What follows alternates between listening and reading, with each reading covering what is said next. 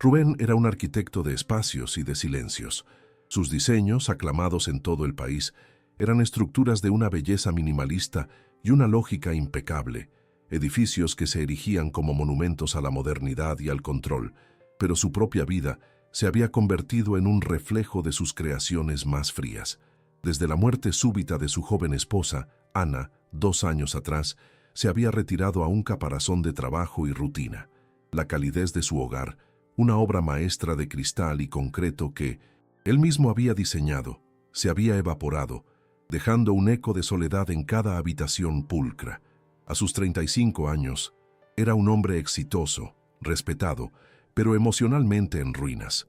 La única luz que penetraba su coraza de luto era su padre, Gonzalo, cuya frágil salud se había convertido en el único proyecto personal al que Rubén se dedicaba con una devoción silenciosa y absoluta, un último anclaje a la compasión en un mundo que se había vuelto gris. Cada mañana, antes de que la ciudad despertara, la rutina de Rubén comenzaba no con planos y maquetas, sino con el cuidado de su padre.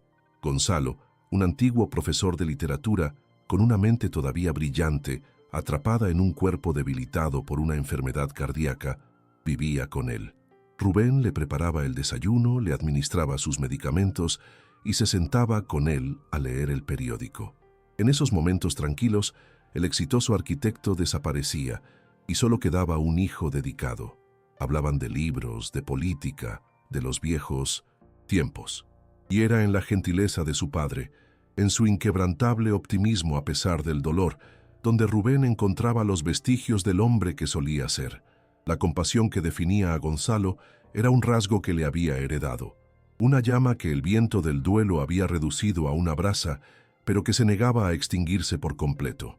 Ese martes, la ciudad estaba siendo castigada por un aguacero torrencial.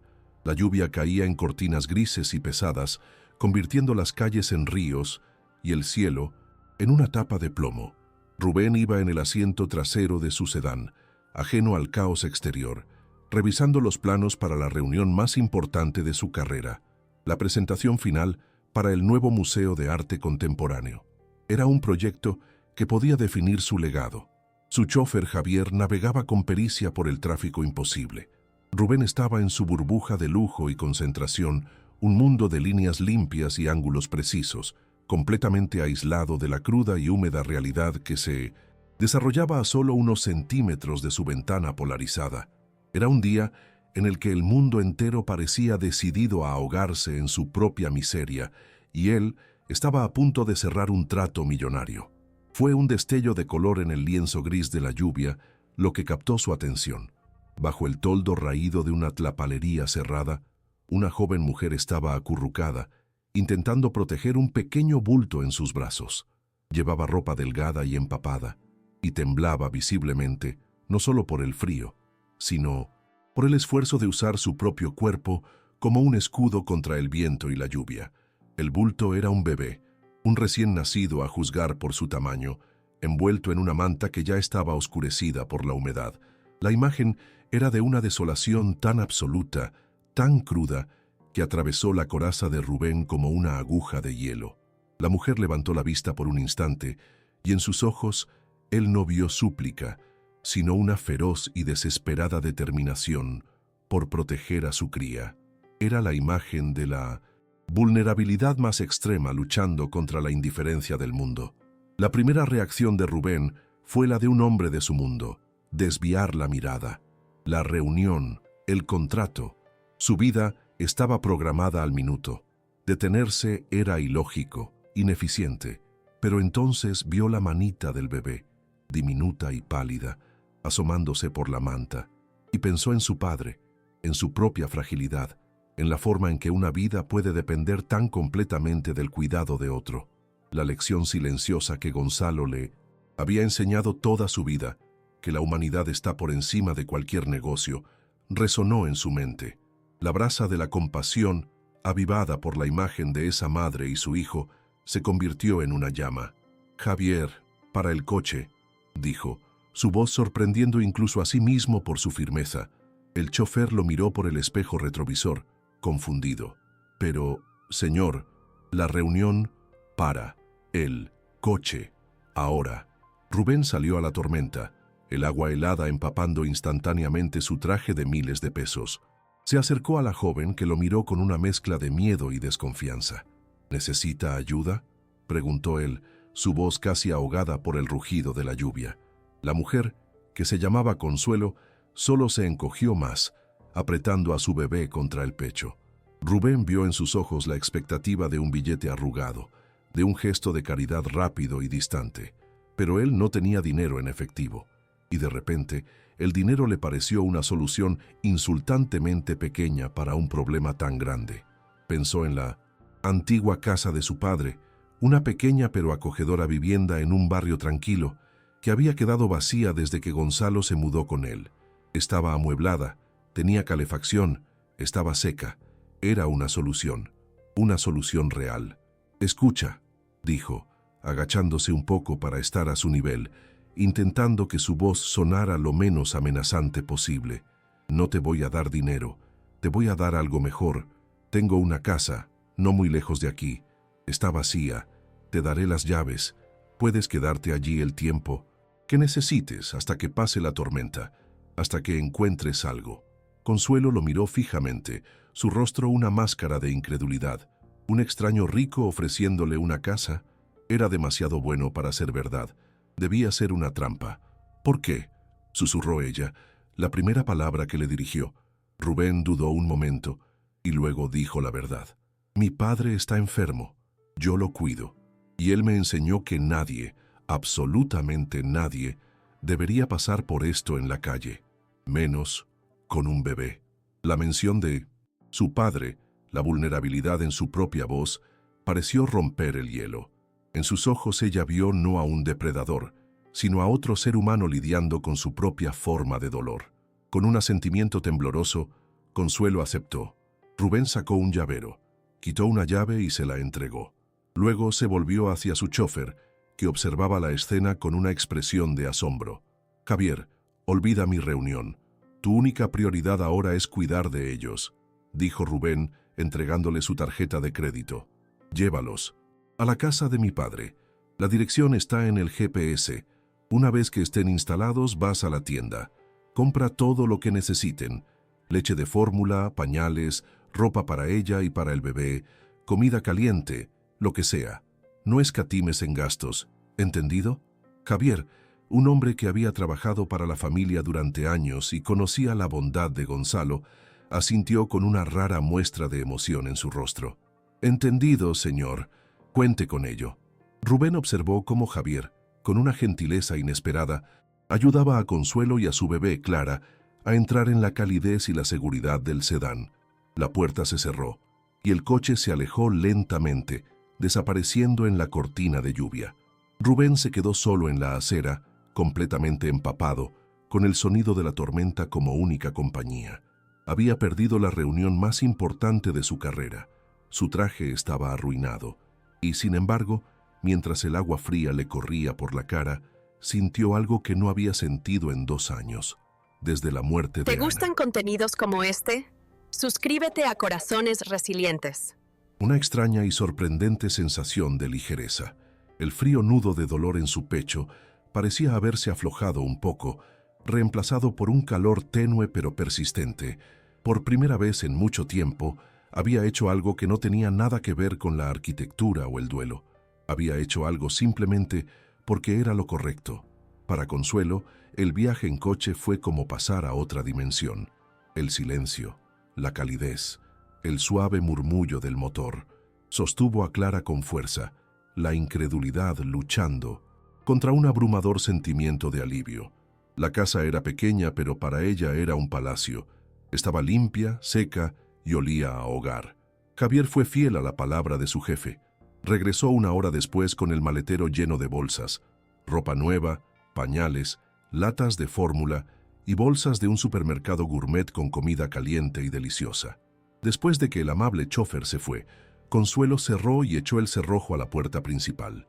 El sonido del cerrojo encajando fue el más hermoso que había escuchado en su vida.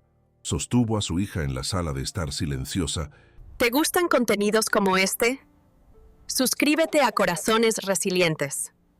y por primera vez en sus 22 años de vida se sintió completamente a salvo y lloró, no de desesperación, sino de una gratitud tan inmensa que era casi dolorosa. A la mañana siguiente, Rubén se despertó sintiendo una extraña ligereza que no reconocía.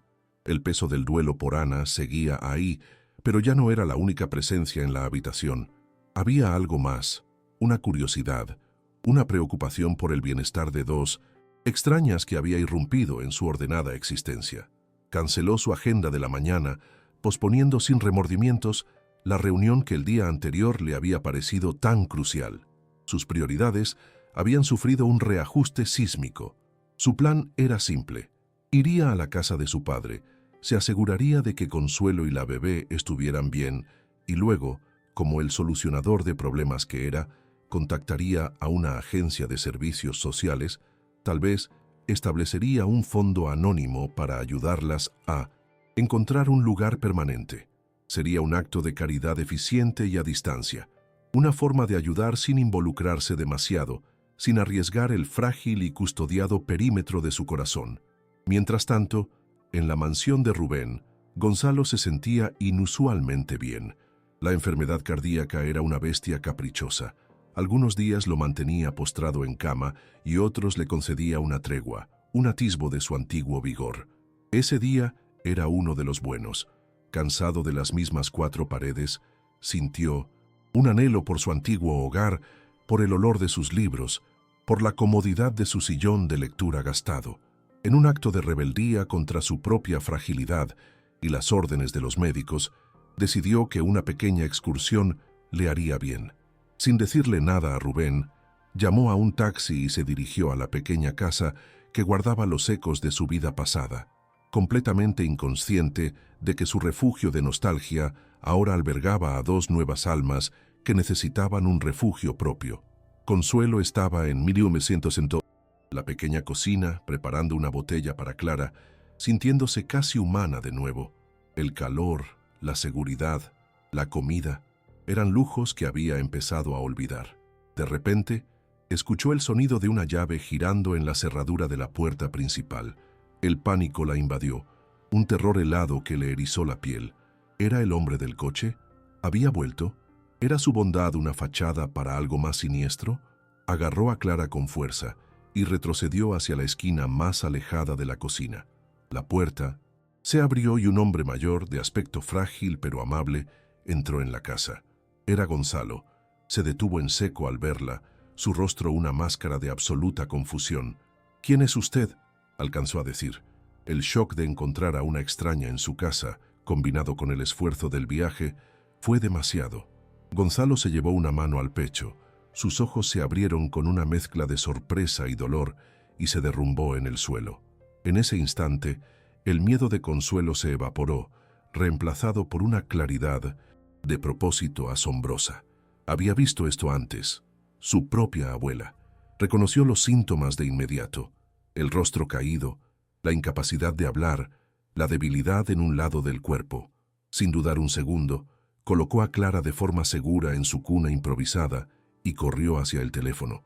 Marcó el 911, su voz clara y sin pánico mientras daba la dirección y describía los síntomas. Luego, corrió al lado de Gonzalo. Recordó lo que le habían dicho los paramédicos hacía años. Aflojó el cuello de su camisa, deslizó una almohada del sofá bajo su cabeza para elevarla ligeramente y comenzó a hablarle con una voz suave y tranquilizadora. «La ayuda ya viene, señor. Usted va a estar bien. No está solo». Sus acciones rápidas y precisas, nacidas del instinto y de una dolorosa experiencia pasada, fueron el ancla que mantuvo a Gonzalo aferrado a la vida en esos minutos críticos. Rubén llegó a la casa de su padre unos 20 minutos después, esperando encontrar a una Consuelo nerviosa a la que podría ofrecer ayuda. En su lugar encontró una ambulancia estacionada en la entrada, con las luces parpadeando en un silencio ominoso. Su corazón se detuvo. Un terror frío se apoderó de él, imaginando lo peor. ¿Consuelo? ¿El bebé? Corrió hacia la casa, abriendo la puerta de golpe. La escena que lo recibió lo dejó helado. Varios paramédicos trabajaban febrilmente sobre una figura en el suelo, su padre, y en un rincón de la habitación de pie y meciendo suavemente a una Clara que lloraba, estaba Consuelo, con el rostro pálido por el shock, pero con una extraña aura de calma en medio del caos. Rubén sintió que el mundo se inclinaba bajo sus pies, incapaz de procesar la convergencia imposible de las dos mitades de su vida en esa pequeña sala de estar. Un paramédico, un hombre corpulento con una barba tranquilizadora, interceptó a Rubén antes de que pudiera entrar en pánico. «Tranquilo, señor. Es su padre, ¿verdad? Tuvo un derrame, pero lo estamos estabilizando. Llegamos a tiempo». Rubén asintió mudo sin poder apartar la vista de su padre. El paramédico entonces se giró y señaló con la cabeza hacia Consuelo. «Su esposa», dijo, la palabra causando una sacudida eléctrica en Rubén, «es una verdadera heroína. Hizo todo perfecto. Reconoció los síntomas, nos llamó de inmediato y lo mantuvo estable. La rapidez con la que actuó le salvó la vida. Si hubiera dudado, si hubiera esperado solo 5 minutos más, estaríamos teniendo una conversación muy diferente». Rubén miró a Consuelo, la joven indigente a la que le había ofrecido refugio por compasión, y se dio cuenta de que el acto de bondad ya le había sido devuelto, multiplicado por 1000. Más tarde, en la sala de espera del hospital, mientras Gonzalo estaba siendo sometido a una batería de pruebas, Rubén se sentó junto a Consuelo. La gratitud que sentía era tan inmensa que le costaba encontrar las palabras. «Salvaste la vida de mi padre», dijo finalmente, la voz ronca por la emoción. «No sé cómo agradecértelo, Consuelo». Simplemente se encogió de hombros, incómoda con el elogio. «Hice lo que cualquiera hubiera hecho». Y en el silencio estéril de esa sala de espera, finalmente hablaron. Ella le contó su historia, no con autocompasión, sino con una aceptación cansada. Le habló de su padre abusivo, que la echó de casa en cuanto supo de su embarazo. Le habló del padre de Clara, un joven que prometió amor eterno y desapareció en cuanto la realidad se impuso. Era una historia de abandono y dificultades, pero contada por una mujer cuya espíritu se negaba a romperse. Cuando finalmente les permitieron ver a Gonzalo, lo encontraron débil, con el habla ligeramente arrastrada, pero con la mente tan lúcida como siempre. Sus ojos se movieron de su hijo a la joven sentada a su lado. Él entendía, quizás mejor que nadie, la extraña simetría del destino que los había unido. Miró a Rubén y luego a Consuelo, que sostenía a una Clara dormida. «Rubén», comenzó, su voz un susurro esforzado. «La casa es muy grande. Para nosotros dos solos». Hizo una pausa recuperando el aliento. «Y yo voy a necesitar ayuda ahora. Mucha ayuda». Sus ojos se posaron en Consuelo con una infinita gratitud. «Y ella y la niña necesitan un hogar». Miró de nuevo a su hijo. «Cuídense el uno al otro, por favor». No era una orden, sino una súplica, la propuesta lógica y compasiva de un hombre que, incluso en su lecho de enfermo, pensaba primero en el bienestar de los demás. La sugerencia de Gonzalo resonó en el aire. Una solución tan obvia y tan radical que Rubén se preguntó cómo no se le había ocurrido a él. Ya no se trataba de caridad, se trataba de necesidad mutua, de simbiosis. Él y su padre necesitaban el cuidado y la calidez que Consuelo podía ofrecer, y Consuelo y Clara necesitaban el refugio y la seguridad que ellos podían proporcionar. Era un intercambio justo, un pacto de cuidado. Rubén se volvió hacia Consuelo, que lo miraba con los ojos muy abiertos, sin atreverse a esperar. «Mi padre tiene razón», dijo él, su voz suave pero firme. «Nos necesitamos mutuamente. No quiero que te quedes en la otra casa. Vengan a vivir con nosotros, a mi casa. Por favor, no como una invitada, sino como parte de la familia. Ayúdanos a cuidar de mi padre, y nosotros te ayudaremos a cuidar de Clara». La oferta de Rubén fue más de lo que Consuelo se había atrevido a soñar. Un hogar, una familia. La idea era tan abrumadora que las lágrimas brotaron de sus ojos. Miró el rostro cansado pero amable de Gonzalo, la mirada sincera y agradecida de Rubén y a su propia hija durmiendo pacíficamente, ajena al hecho de que su mundo estaba a punto de cambiar para siempre. Durante toda su vida, solo había conocido el rechazo y el abandono. Y ahora, dos extraños, dos hombres buenos, le ofrecían aceptación, un lugar al que pertenecer. Ya no era una cuestión de supervivencia, era una cuestión de esperanza. Y por primera vez en mucho, mucho tiempo, Consuelo se permitió sentirla. Con un nudo en la garganta, asintió.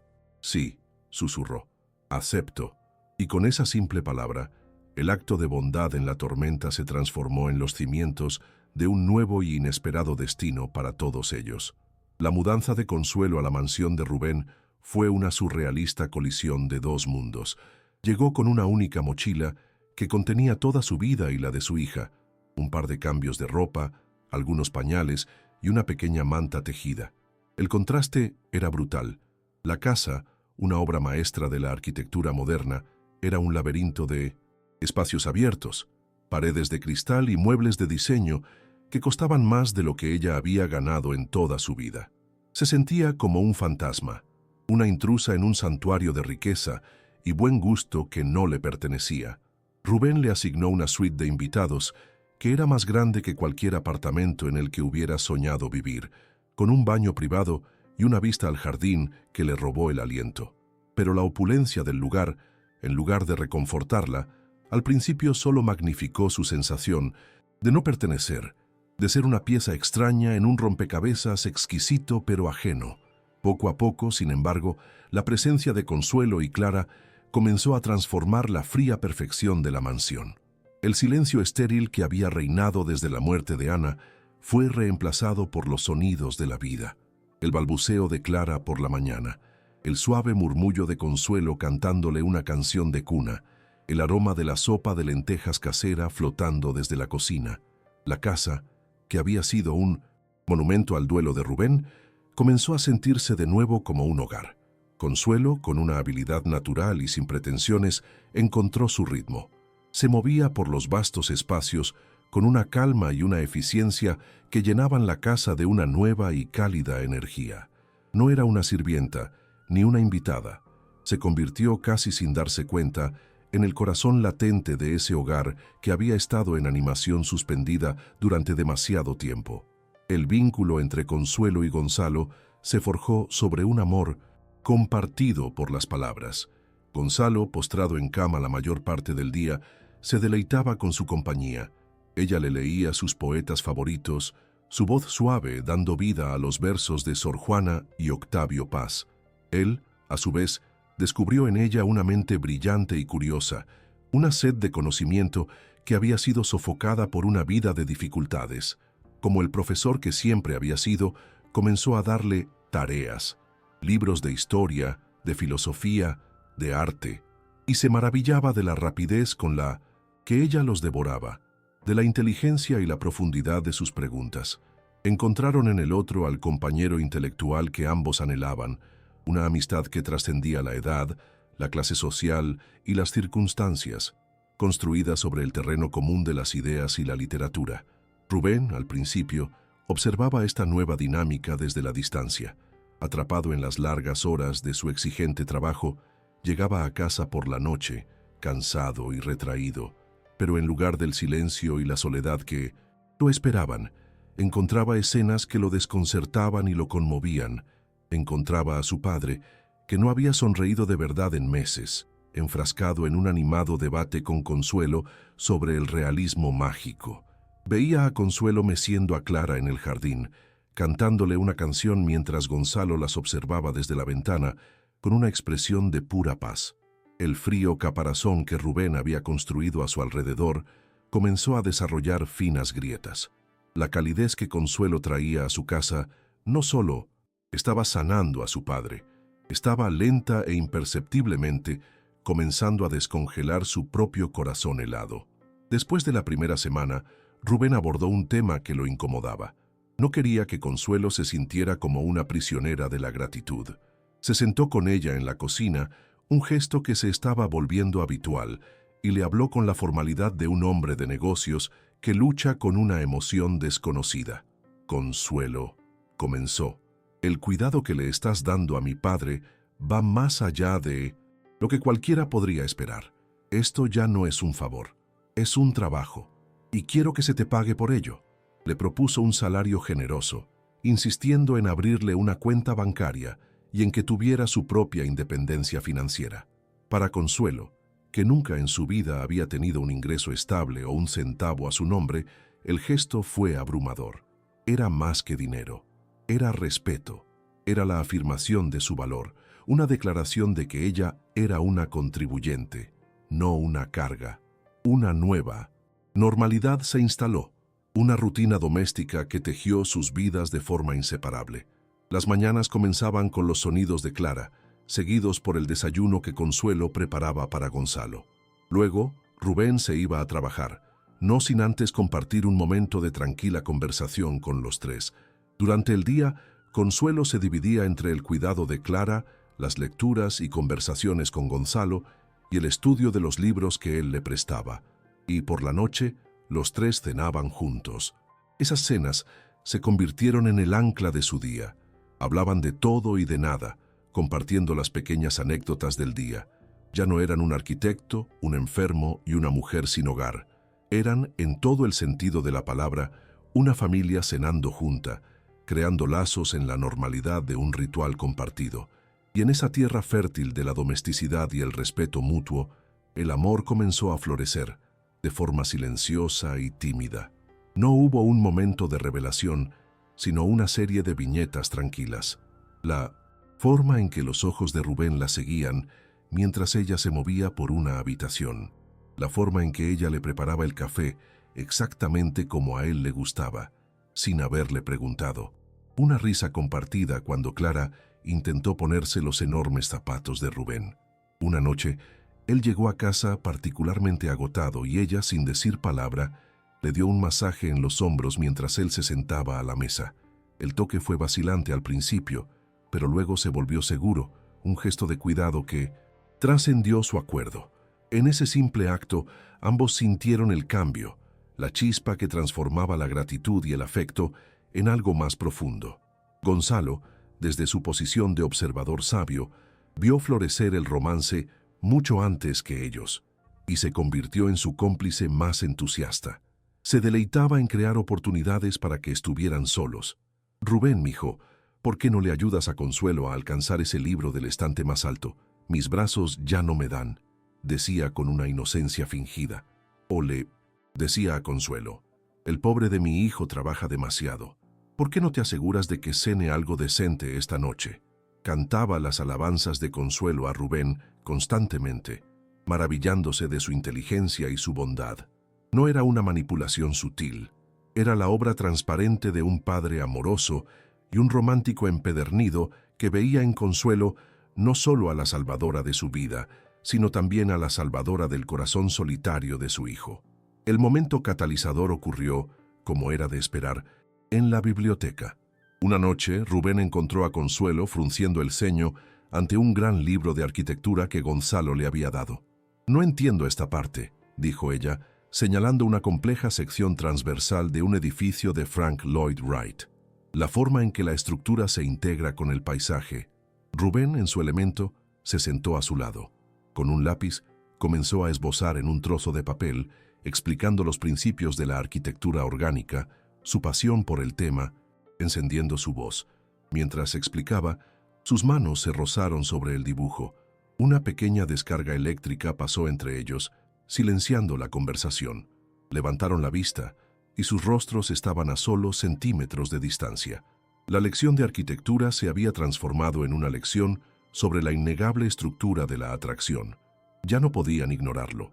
El sentimiento que había estado creciendo en las sombras estaba ahora a la luz, expuesto y vibrante. Para Rubén, significaba confrontar la culpa que sentía hacia su difunta esposa, el miedo a traicionar su memoria al permitirse ser feliz de nuevo. Se dio cuenta de que el amor por Consuelo no borraba su amor por Ana, simplemente añadía un nuevo capítulo a la historia de su corazón. Para Consuelo, significaba superar el miedo a confiar, a creer que la bondad podía ser genuina y no el preludio de un abandono. El amor siempre había sido una fuente de dolor para ella. La idea de que pudiera ser una fuente de felicidad era a la vez emocionante y aterradora. En el silencio de sus propios corazones, ambos llegaron a la misma conclusión. Se estaban enamorando, y su hogar, construido sobre la base de la necesidad y la compasión, estava a ponto de convertir-se em um hogar construído sobre o amor. Após a revelação silenciosa na biblioteca, o ar entre Rubem e Consuelo mudou. A amizade e a gratidão que os definiam foram tingidas por uma nova e tímida consciência. Foi Rubem quem deu o primeiro passo para cruzar essa nova fronteira. Alguns dias depois, ele se aproximou dela com uma formalidade nervosa que ela achou encantadora. "Consuelo", disse ele, "sei que nossa situação é pouco ortodoxa, mas eu gostaria, se você me permitisse, de convidá-la para sair, para um jantar, não como meu cuidador de pai nem como minha inquilina, mas como Consuelo." O convite era um reconhecimento, uma declaração de que ele a via como uma mulher por direito próprio, alguém que ele queria cortejar para além das circunstâncias que os uniram. Para Consuelo, cujo coração mal se atrevia a esperar por tal normalidade, o simples convite para um encontro foi um gesto de uma gentileza tão profunda que a deixou momentaneamente sem palavras. O encontro deles foi um oásis de calma em suas vidas complicadas. Deixaram Gonzalo aos cuidados de uma enfermeira de confiança e foram a um restaurante pequeno e elegante, aninhado em uma rua de paralelepípedos. Longe da mansão e de suas funções, eles eram simplesmente Rubem e Consuelo. E falaram. Falaram com uma honestidade que a intimidade forçada de sua casa nunca havia permitido. Ela lhe contou sobre seu amor secreto por aprender, sobre o sonho que mal se atrevia a articular de talvez um dia estudar. Ele lhe falou sobre a sombra de Ana, sobre o medo de que amar de novo seria uma traição à memória dela, e sobre como a presença de Consuelo em sua casa havia lhe ensinado que o coração tem uma capacidade infinita de se expandir, não de substituir. Naquela noite, à luz de velas, eles não apenas compartilharam uma refeição, eles compartilharam suas cicatrizes e, ao fazê-lo, começaram a curar um ao outro. O relacionamento deles, agora reconhecido, aprofundou-se e se estabeleceu na rotina diária. A mansão, antes um trio de indivíduos unidos pela necessidade, tornou-se o lar de uma família florescente. Rubem, o arquiteto recluso, descobriu um lado de si mesmo que não sabia que existia. Encontrou uma alegria inesperada em ser uma figura paterna para a pequena Clara. Dava-lhe a mamadeira à noite, aprendia a trocar fraldas com uma falta de jeito cômica e descobriu que o som da risada de um bebê era o projeto mais belo que já havia ouvido. Observar Rubem com sua filha derreteu as últimas defesas de Consuelo, e ver o amor florescer entre os dois curou uma parte do coração de Gonzalo que ele pensava que permaneceria quebrada para sempre. Eles eram uma colcha de retalhos, uma família improvável, mas o tecido de seu afeto era forte e real. O mundo exterior, no entanto, não podia ser mantido à distância para sempre. Chegou a hora da cerimônia anual de premiação de arquitetura, o evento social mais importante do ano em sua profissão.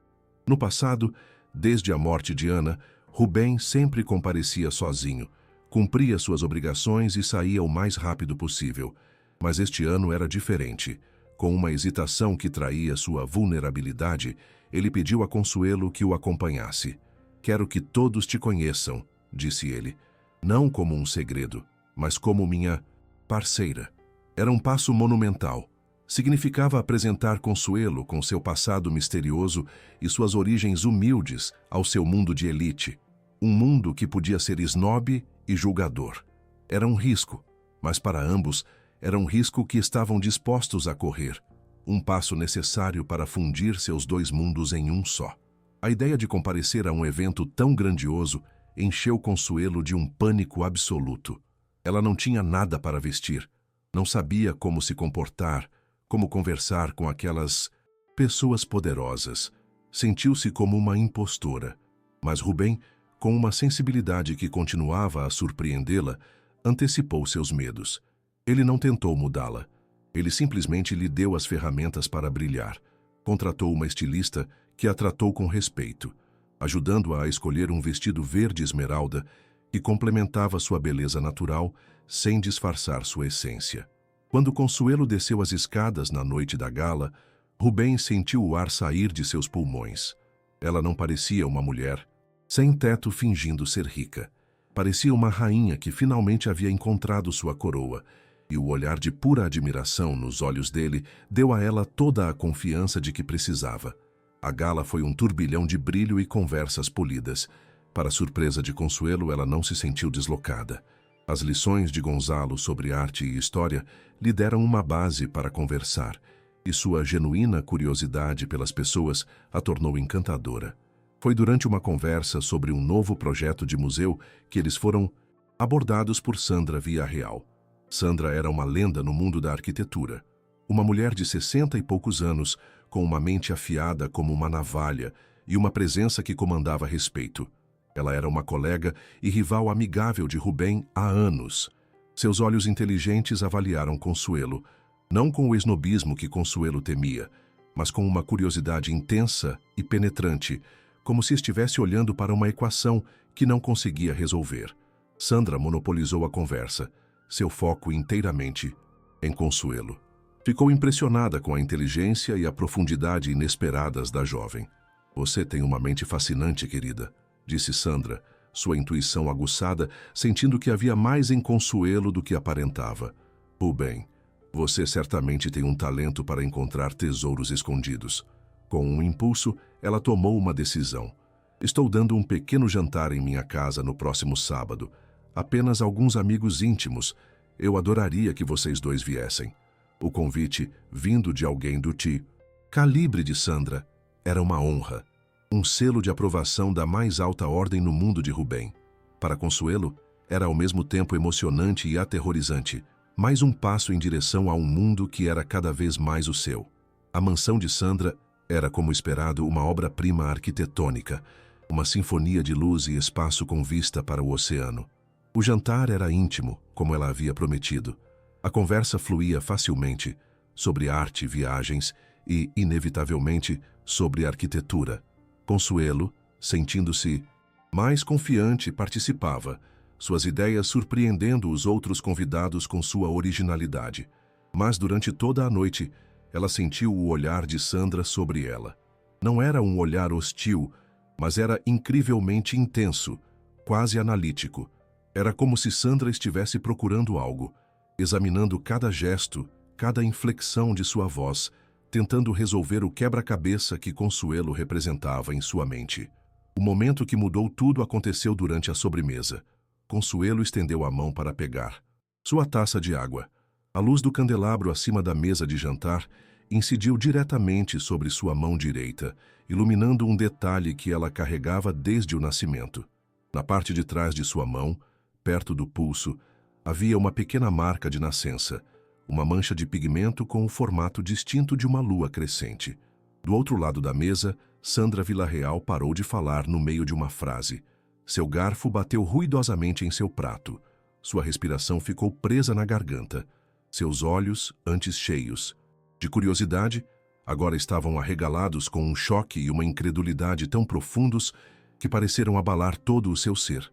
Pois na parte de trás de sua própria mão direita, parcialmente escondida por uma pulseira, havia uma marca de nascença idêntica. Todo o sangue pareceu fugir do rosto de Sandra. Ela ficou pálida como um fantasma. Rubem, notando a mudança repentina, se inclinou.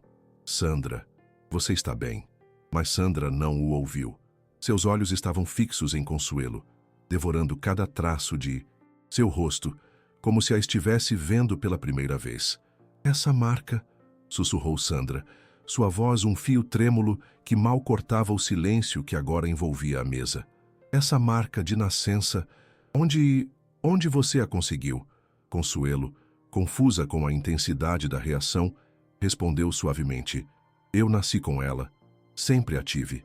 Sandra se levantou de sua cadeira, suas mãos tremendo.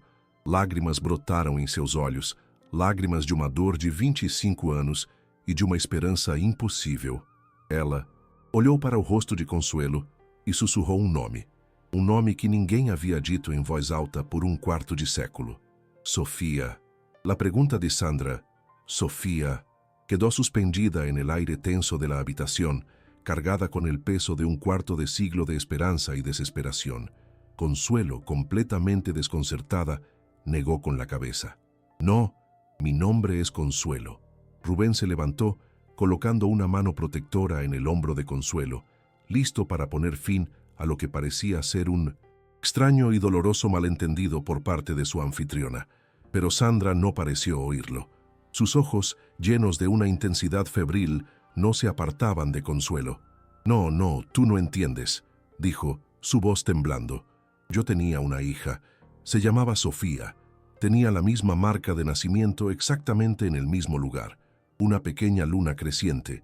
La perdí cuando era un bebé, hace 25 años. El aire se volvió denso, pesado con el peso de una tragedia que comenzaba a tomar una forma imposible en la mente de todos los presentes en la mesa. Con las lágrimas corriendo libremente por su rostro, Sandra, la poderosa y controlada arquitecta, se desmoronó, y la historia que había mantenido encerrada en su corazón durante décadas se derramó. Les contó sobre su primer matrimonio, con un hombre llamado Ricardo, un hombre carismático y encantador en público, pero posesivo y abusivo en privado. Les contó sobre el nacimiento de su hija, Sofía, el único rayo de luz en su matrimonio oscuro. Y les contó sobre el final. Cuando finalmente reunió el coraje para decirle a Ricardo que lo iba a dejar, él pareció aceptarlo con una calma aterradora. Pero esa noche, mientras ella dormía, él desapareció y se llevó a la bebé Sofía con él. Se la había robado, no por amor, sino por el más cruel de los castigos, dejándola en un silencio y una ausencia que se convirtieron en la banda sonora de su vida. La búsqueda, contó Sandra, fue implacable y desgarradora. Contrató a los mejores investigadores, privados del mundo. Gastó una fortuna siguiendo pistas que se desvanecían en el aire. El rastro de Ricardo era inexistente. Había planeado su desaparición con una precisión diabólica. Durante años, cada vez que veía a una niña con el pelo oscuro de la edad adecuada, su corazón se detenía. La esperanza era una tortura, una llama parpadeante que se negaba a extinguirse, condenándola a una vida de búsqueda perpetua. Con el tiempo, se resignó a la idea de que nunca más la vería. Se sumergió en su trabajo, usando la arquitectura para construir muros alrededor de su corazón roto, convirtiéndose en la mujer poderosa e inaccesible que el mundo conocía, todo para enmascarar el vacío inmenso de la madre que lloraba en silencio a su hija perdida.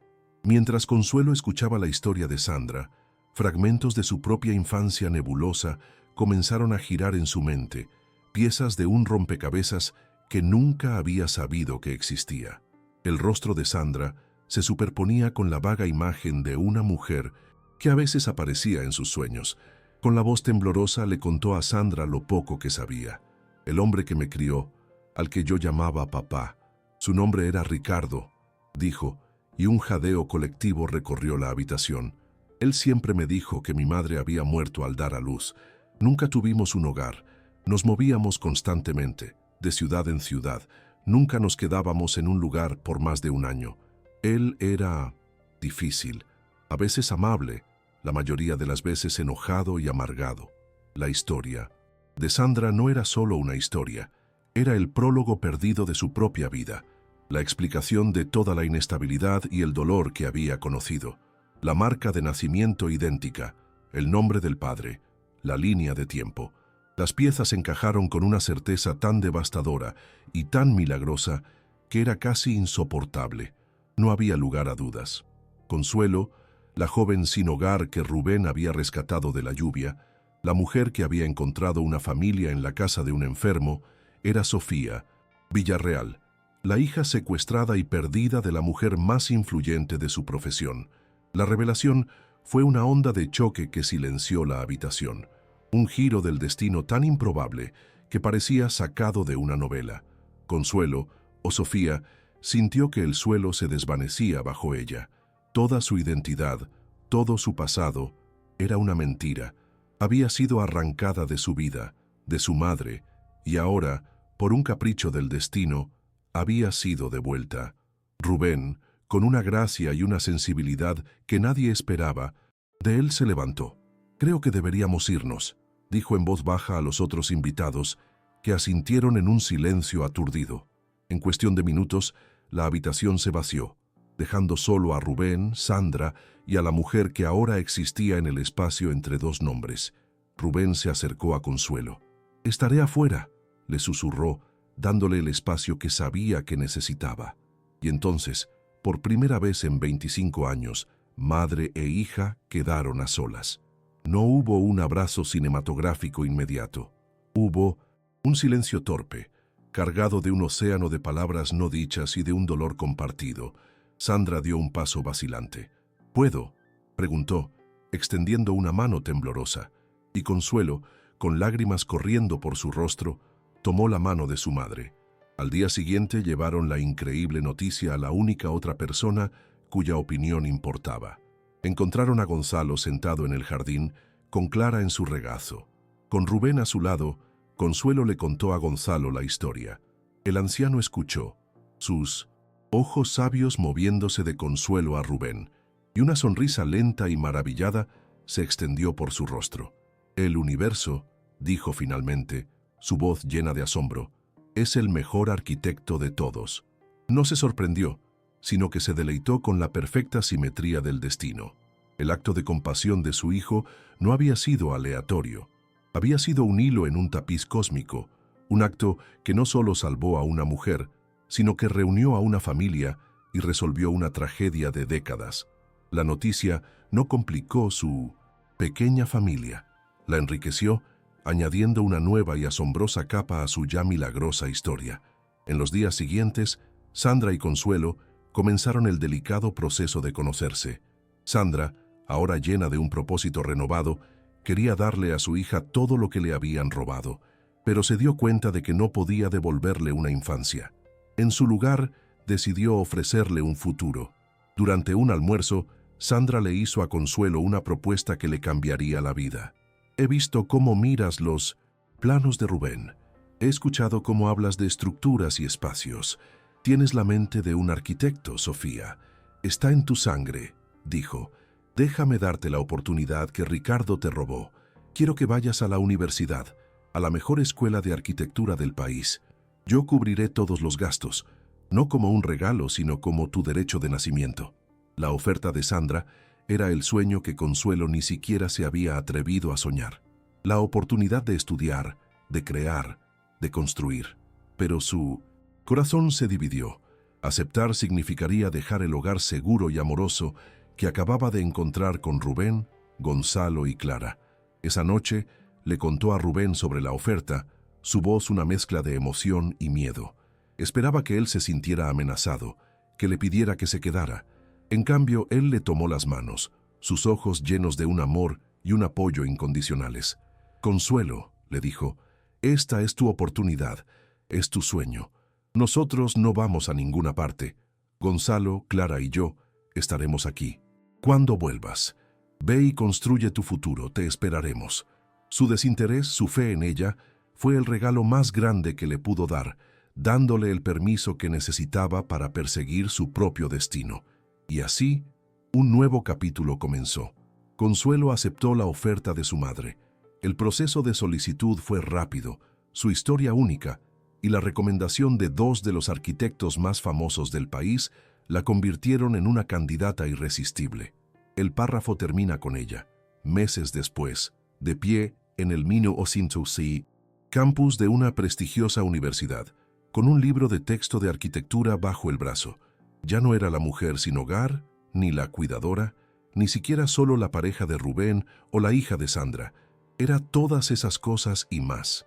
Era una estudiante, una futura arquitecta, una mujer que estaba tomando las piezas rotas de su pasado y con sus propias manos, comenzando a diseñar y construir un futuro magnífico de su propia elección. Un futuro cuya arquitectura apenas comenzaba a imaginar. Los años de 1900 universidad fueron un desenfoque de trabajo arduo, descubrimientos y un constante acto de malabarismo. Consuelo, ahora usando su nombre de nacimiento, Sofía, se sumergió en sus estudios con una ferocidad que asombró a sus profesores. La arquitectura no era solo una carrera para ella, era su lenguaje, una forma de traer orden y belleza a un mundo que durante mucho tiempo había sido caótico. Cada maqueta que construía, cada plano que dibujaba, era un acto de autorreclamación. Equilibraba sus noches de estudio con la maternidad y un amor a larga distancia.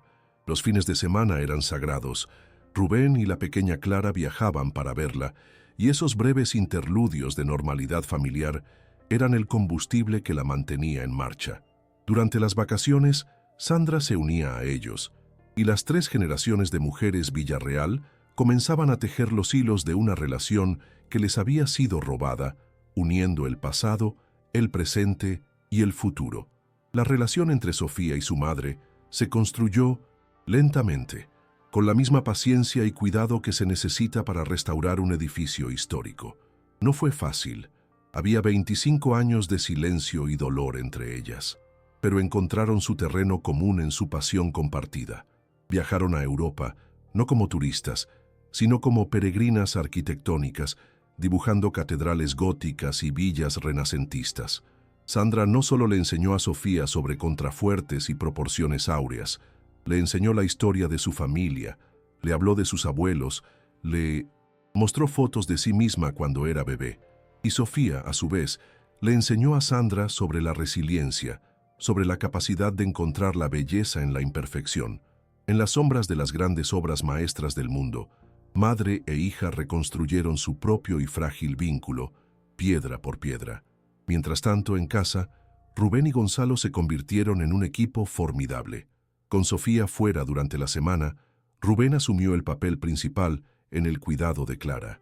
Descubrió una capacidad para la paternidad que lo sorprendió, una ternura y una paciencia que el duelo había mantenido dormidas. El vacío en su vida, que antes era un abismo de dolor por la pérdida de Ana, ahora estaba lleno de la risa de una niña, de las llamadas nocturnas de la mujer que amaba y de las sabias conversaciones con su padre. El amor de Rubén por Sofía se profundizó con la admiración. Veía el sacrificio que ella estaba haciendo, la determinación en su voz, y se enamoraba cada día más, no de la mujer a la que había rescatado, sino de la poderosa arquitecta de su propio destino en la que se estaba convirtiendo. Su familia, aunque separada por la distancia, estaba más unida que nunca. El día de la graduación llegó, 5 años después de que comenzara su viaje. El auditorio de la universidad estaba lleno de futuros arquitectos y sus orgullosas familias. Pero ninguna familia estaba más orgullosa que la que se sentaba en la tercera fila. Rubén, con una expresión de pura admiración. Gonzalo, más frágil, pero con los ojos brillando, sentado en su silla de ruedas. Y Sandra, la estoica matriarca de la arquitectura, con un pañuelo en la mano, sus defensas completamente desarmadas por la emoción, y junto a ellos, una Clara de 6 años, sosteniendo un ramo de girasoles casi tan grande como ella. Cuando el decano anunció que la mejor estudiante de la promoción y la oradora principal de ese año era Sofía Villarreal, el aplauso de su pequeña familia fue el más fuerte de todos. Sofía subió al podio, su presencia serena y segura. Miró a la multitud de rostros jóvenes y esperanzados y luego a su familia. Su discurso no fue sobre teorías arquitectónicas o las perspectivas del mercado laboral. Fue sobre los cimientos. Pasamos los últimos 5 años aprendiendo a diseñar estructuras, comenzó su voz clara y firme. Aprendimos sobre la importancia de una base sólida, sobre cómo las fuerzas de la tensión y la compresión deben estar en equilibrio para que un edificio perdure. Pero hoy quiero hablarles de otra arquitectura, la arquitectura de una vida. Contó su historia, no los detalles sórdidos, sino la esencia de ella. La historia de una vida cuyos cimientos fueron arrancados, que tuvo que ser demolida y reconstruida desde cero. Ninguna estructura se construye sola, continuó su mirada encontrando a su familia. Mi reconstrucción fue posible gracias a mis propios pilares. Miró a Rubén, a mi esposo, Rubén, el arquitecto de mi corazón, que me vio cuando yo era invisible, me dio un refugio en la tormenta, y luego me dio la libertad para volar y construir mis propias alas. Él me enseñó que el amor no es una jaula, sino el andamio que te ayuda a alcanzar tus sueños más altos. Luego, su mirada se posó en Gonzalo, y a mi suegro, Gonzalo, quien desde su silla me enseñó a mirar las estrellas, me abrió el mundo de los libros y me demostró que la sabiduría y la bondad son los cimientos más fuertes sobre los cuales se puede construir cualquier vida. Finalmente, sus ojos, llenos de lágrimas que ya no contenía, encontraron los de Sandra. Y finalmente, dijo, su voz quebrándose por la emoción, quiero agradecer a la mujer que me dio la vida 2 veces, una vez al nacer y otra vez cuando me encontró. A la mujer cuya fuerza y perseverancia me demostraron que, sin importar cuán perdido parezca el plano original, nunca es tarde para construir un futuro hermoso. Hizo una pausa y en un acto de catarsis pública y de amor privado, dijo la palabra que Sandra había esperado escuchar durante 25 años. Gracias, mamá. La palabra resonó en el auditorio, un sonido de curación, de cierre de círculo, de un amor que había sobrevivido al tiempo y a la tragedia. En la tercera fila, Sandra Villarreal finalmente dejó que sus lágrimas fluyeran libremente, sollozos de una alegría tan abrumadora que sacudieron todo su cuerpo. Después de la ceremonia, en medio del caos feliz de los graduados y sus familias, su propia familia se reunió en un abrazo grupal. No, se dijeron palabras, no eran necesarias. El abrazo lo decía todo. Era un círculo de amor, de segundas oportunidades, de destinos entrelazados por un acto de compasión en un día de lluvia. Todas las piezas rotas de sus vidas individuales se habían unido finalmente, no para recrear lo que se había perdido, sino para formar algo completamente nuevo, una estructura familiar cuya fuerza y belleza superaban con creces los diseños de cualquiera de sus planos. La historia avanza un año más. Sofía Villarreal no se unió a una firma existente, en cambio cofundó una nueva. En la fachada de un elegante edificio en el corazón del distrito de diseño de la ciudad, un nuevo letrero brillaba: Villarreal, Rubén y Asociados. Madre, hija y esposo se habían convertido en socios. Su firma se convirtió rápidamente en una de las más innovadoras del país, combinando la vasta experiencia y el poder de Sandra, el genio modernista de Rubén y la perspectiva fresca y centrada en el ser humano de Sofía. Se especializaron en proyectos de renovación urbana y diseño sostenible, en la creación de espacios que no solo eran hermosos, sino que también sanaban a las comunidades. Eran una dinastía, no de sangre y herencia, sino de talento y visión compartidos.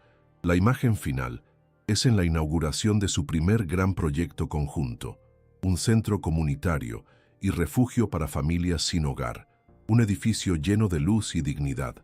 Rubén, Sofía, Sandra, un Gonzalo sonriente y una Clara preadolescente están juntos cortando la cinta inaugural. Rubén mira a su alrededor, a su familia completa y feliz, al edificio que representa su viaje. Piensa en aquel día lluvioso, en la decisión impulsiva de detener su coche. No fue un acto de caridad, fue un acto de destino. La arquitectura más importante, se da cuenta, no es la que se construye con acero y cristal, sino la que se construye con actos de bondad, la que une almas y crea, a partir de los planos rotos del pasado, los cimientos de un futuro lleno de esperanza.